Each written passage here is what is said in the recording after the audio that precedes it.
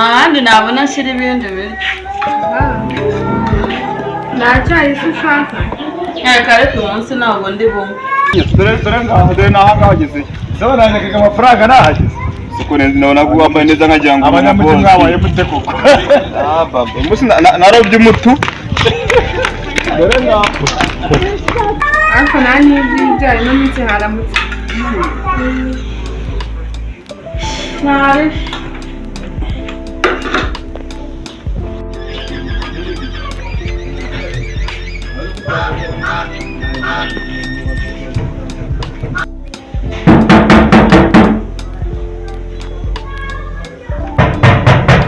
umuntu ukomangariye.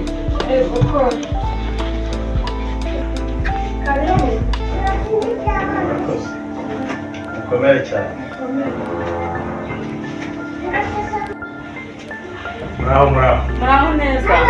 Babakize batugendere he? Ni karibu mwicare mushyike mu ntebe. Murakoze. Murakoze cyane rero. Yego. Ntabwo twabamenya ariko. Kwa Rupaca. Ntabwo mwari kumenya kuko umutware niwe tuziranye. Twari twavuganye twahanye gahunda ambwira ko nzaza kumureba. Ubwo niwe narinje kureba.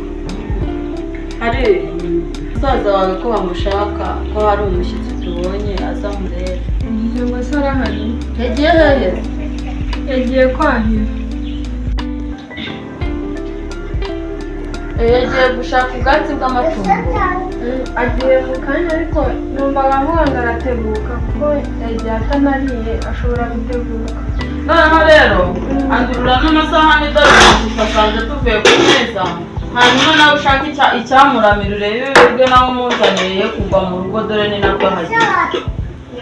Tugire icyo umwakiriza. Umva kuzi wanyu ari byiza.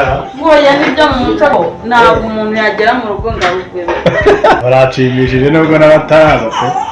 Nawe araje ujya tuganiraho gakeya nawe arabava kwahirira amatungo. Kandi murakoze. Ari gira gufata amasaha yakuze wa muntu amazi yatembye ageze kure nawe aramira umutima. Amahamagaye rero mbona atamfata. Nabangoreye kanze ariko umuntu arasekeje ndamuyoboje aca amafaranga. Ibintu byose se ko byabaye ishinwa. Murakoze pe. Yewe. Mwebwe mwabasha kuramira umuntu rwose ari mu nzu.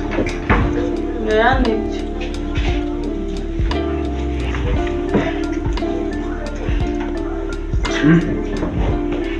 Nagaze naze mujya mukoresha. Samana kubera ngiye ndwara igifu nabo bibaca intege gushaka urusenda. Ntabwo tujya turya urusenda hano. Biryoshye ariko.